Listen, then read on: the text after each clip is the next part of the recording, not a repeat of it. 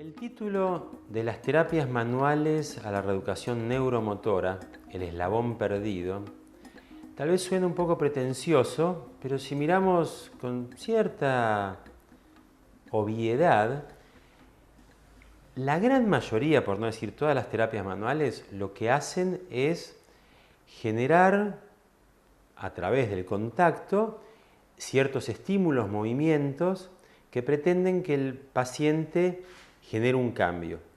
Por supuesto que esos cambios se dan a nivel estructural, a nivel de los tejidos, pero el gran eslabón que falta es cómo el paciente sale de la sesión y puede haber aprendido algo de eso.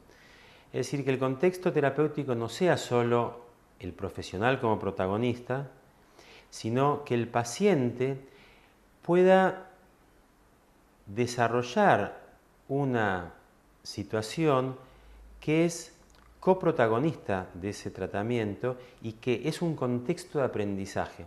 La idea es que el consultorio o el aula no sea un lugar de información o de generar mecánicamente cambios solamente, si bien esa parte es fundamental, sino que también sea un contexto de aprendizaje.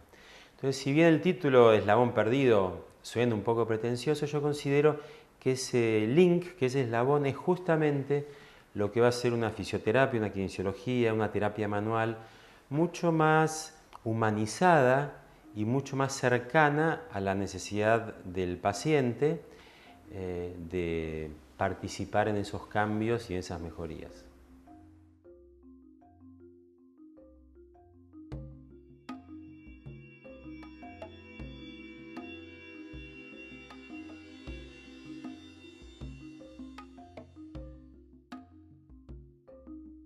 Todo esto anterior podríamos profundizarlo en un curso entero que tiene que ver con revisar paradigmas.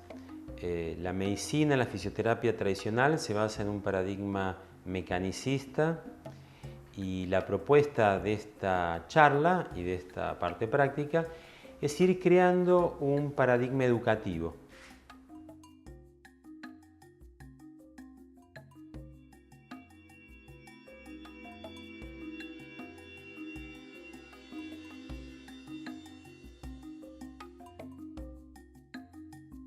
Es muy importante jerarquizar la palabra concientizar. Hasta ahora la palabra tomar conciencia ha sido terreno de algunos trabajos más alternativos y realmente llamativo que los abordajes suelen ser sin tener en cuenta la percepción, la conciencia, el registro, la sensación, la relación que tiene el cuerpo con la forma que tenemos de pensar, de sentir en la cultura que vivimos. Entonces lo importante es que académicamente concientizar es corticalizar. Usar la conciencia es generar vías neuronales a nivel cortical.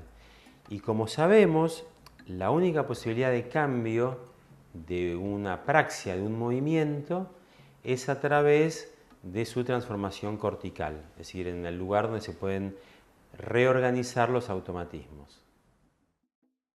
Sintéticamente, una praxia es un patrón neuromuscular automatizado. Cómo yo levanto las hojas, cómo yo manejo, cómo juego al tenis, cómo camino, cómo toco un instrumento, cómo estoy en la computadora, son formas de moverme que están automatizadas. Entonces, la única posibilidad de transformar esos patrones, esos hábitos, es justamente en esta desautomatización de los patrones neuromusculares, que son circuitos.